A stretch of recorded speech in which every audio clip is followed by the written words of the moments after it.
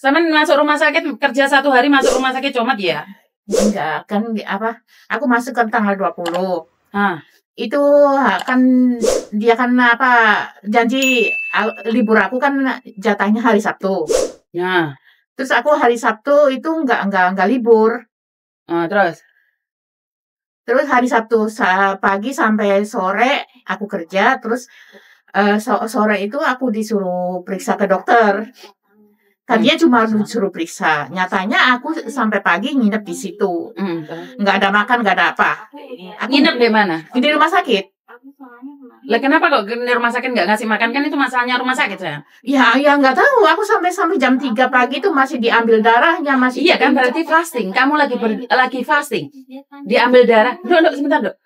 Soalnya kenapa? Kalau di rumah sakit kamu nggak dikasih makan, berarti mereka tuh pengen ngecek darahmu seperti apa? Miss, bukan disuruh ambil darah, bukan disuruh fasting. Jadi masih periksa sana, masih periksa sini, belum. Terus ya sampai pagi gitu. Sebentar. Kalau rumah sakit tidak memberikan kamu makanan, berarti kamu itu sedang dicek darahmu.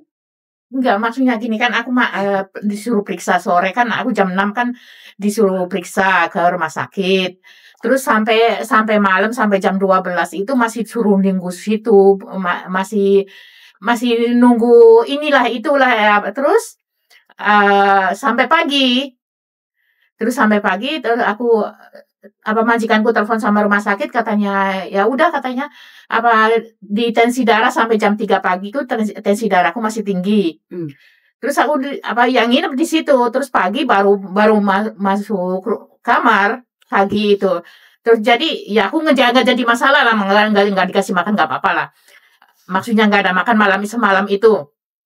Terus aku kan ya nggak ada persiapan tau untuk buat nginep di rumah sakit. Aku kan telepon temen aku itu. Dia tuh ya udah nggak rela aja, nggak ikhlas ada. Aku bilang, aku minta tolong. Aku kan nggak ada persiapan apa-apa ke rumah sakit. HP ku juga nggak ada baterainya. Itu bukan urusanku, dia bilang kayak gitu. Temanmu? Oke.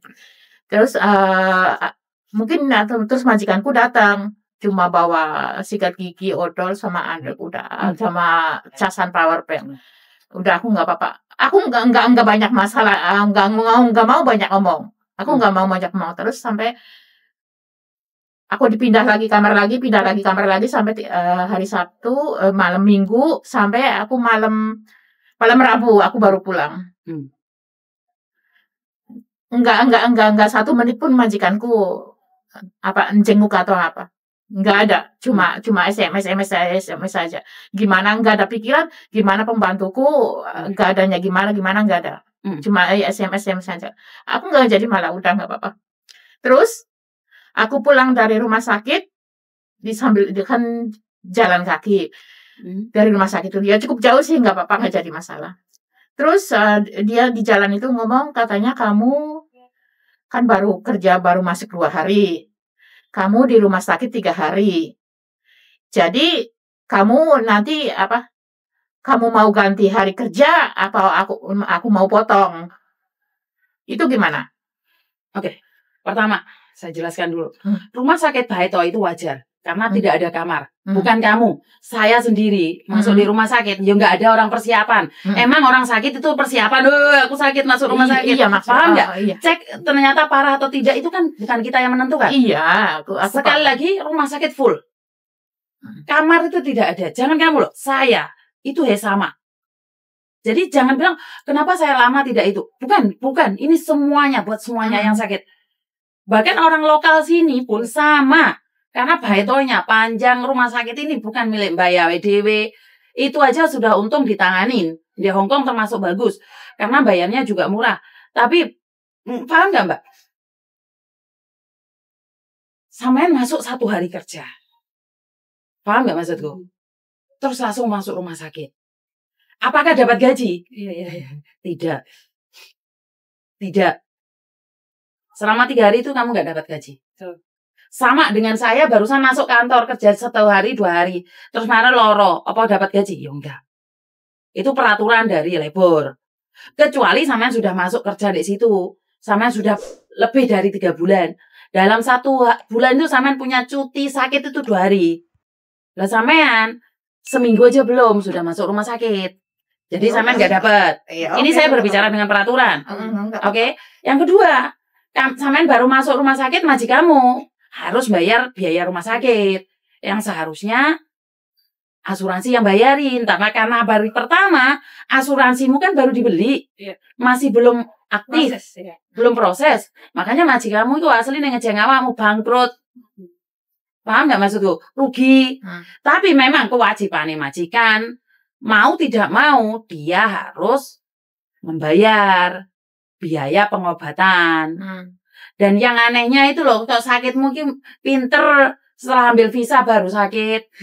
Paham nggak? Seandainya waktu di kos-kosan kamu sakit, ya aku juga siapa yang mau, aku juga ya. Bukan maksudnya. Paham nggak saya ngomong? Iya. Untungnya kamu sakit itu setelah kamu punya visa. Karena kalau kamu punya visa 1 hari masuk rumah sakit bayarnya 120. Tapi kalau kamu tidak punya visa bayarnya 1 hari 1.200. Paham nggak? Jadi masih untung. Kasarnya orang ngomong kamu itu apes tapi masih untung. Siapa sih yang ini sakit saya paham. Tapi kenapa kamu nggak ngomong sama aku kalau kamu penderita sakit ini? Dan majikanmu nanya sama aku.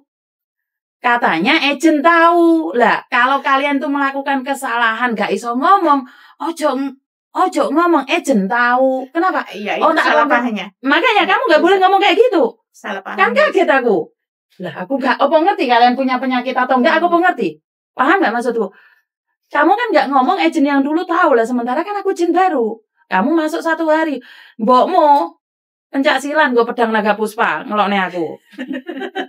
Paham gak maksudku? Warek penyakitan mau kayak aku loh. Penyakit apa? Lah dia lo ngomong katanya agentnya tahu. Makanya aku telepon sampean karo pencak silat beker-beker. Lain kali, lain ngomong hati-hati. Lek kamu pingin kong kali kong sama aku pun gak masalah. Ngomong dulu sama aku, Mbak Yuni, namamu tak ambil ya. Alasannya sampean ngerti ya, aku gak selain majikan. Nah, kan gak apa-apa. Kan saya tahu, kalau kamu itu ngomong, agentku tahu, gitu kan gak apa-apa. Lah mau marah aku dilabrak, ya ojo no, Mbak. Enggak, ya ini salah pahamnya. Kan dia kan nanya kamu dari kapan apa punya sakit darah tinggi. Aku kan ngomong, aku dimajikan dulu, aku ada darah tinggi, agent yang dulu. Aku kan ngomong kayak gitu. Maya, bawa agent Ci gak? Kami gak ngomong agent yang dulu.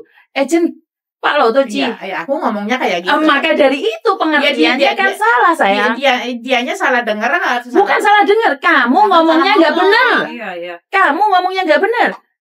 因為公司知㗎 agency 知㗎 公司知㗎 唔係之前個公司知㗎 paham nggak maksud? Jadi 2 agent tahu sama agent yang dulu tahu itu beda mbak, paham nggak maksudku?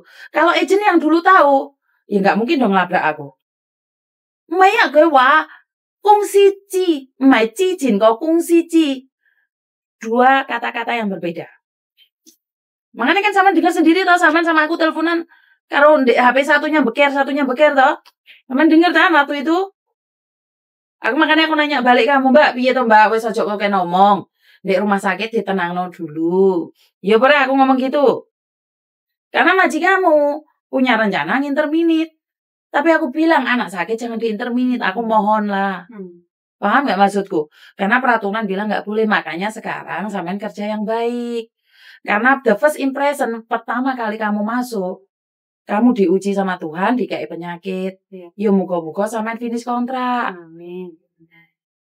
Bener nggak? Muga-muga sampean finish kontrak. Wes ikut tok penjawabku. Dan sekarang pertanyaannya, sampean sekarang tensinya gimana? Ya kan dikasih obat sampai bulan 2. Sampai bulan 2 obat itu. Ya aku masih minum. Terus tensinya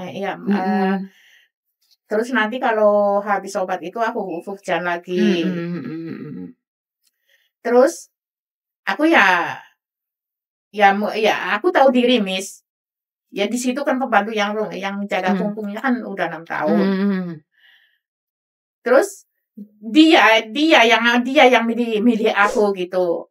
Sewaktu interview itu kan majikan kan minta saran sama temanku itu, "Oh ya, kamu suka nggak sama ini pembantu baruku?" Dia bilang kayak gitu. Terus dia bilang, "Ya udah," katanya, "timbang yang dulu." Kan aku masuk itu yang dulunya di interminate, aku masuk hari Kamis, pembantu yang dulunya baru hari Rabu keluar dari situ di interminate, 7 bulan dia. Jadi